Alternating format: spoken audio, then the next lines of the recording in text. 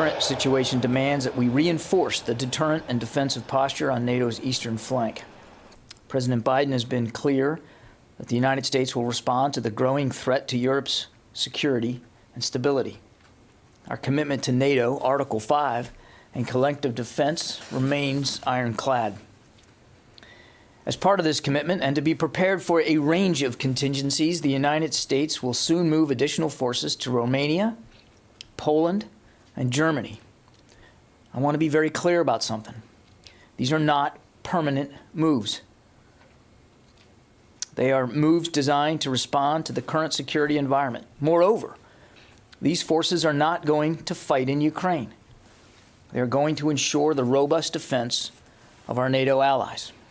1,000 soldiers that are currently based in Germany will reposition to Romania in the coming days. Now, this is a Stryker squadron, a mounted cavalry unit that's designed to deploy in short order and to move quickly once in place. And they will augment the some 900 U.S. forces that are currently in Romania. Now, this force is designed to deter aggression and enhance our defensive capabilities in frontline allied states. And we expect them, as I said, to move in coming days. And again, I want to stress that this move is coming at the express invitation of the Romanian government.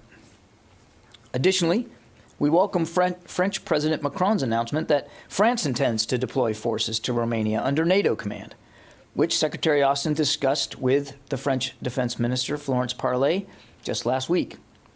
The United States will continue to consult and coordinate with France and all our allies to ensure that we complement each other in our respective deployments. And of course, we're going to continue to work through NATO to make appropriate defensive and non-escalatory force posture alignments. Second, we are moving an additional force of about approximately 2,000 troops from the United States to Europe in the next few days.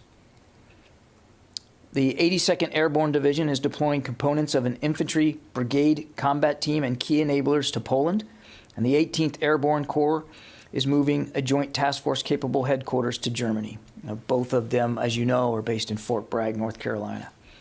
Collectively, this force is trained and equipped for a variety of missions to deter aggression and to reassure and to defend our allies.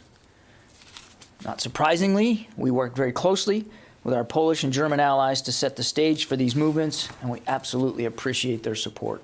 All of these forces are separate and in addition to the 8,500 personnel in the United States on heightened alert posture that I announced last week. Those 8,500 are not currently being deployed, but remain ready to move if called for the NATO response force, or as needed for other contingencies as directed by the Secretary or by President Biden.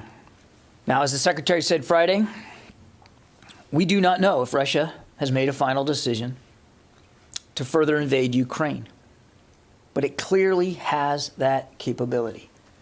The Department of Defense will continue to support diplomatic efforts led by the White House and the State Department to press for resolution. We do not believe conflict is inevitable. The United States, in lockstep with our allies and partners, has offered Russia a path to de-escalate. But we will take all prudent measures to assure our own security and that of our allies. Do you have any evidence that Putin plans to move beyond Ukraine's borders? Why are you bolstering these eastern flank allies if you do not have evidence of that?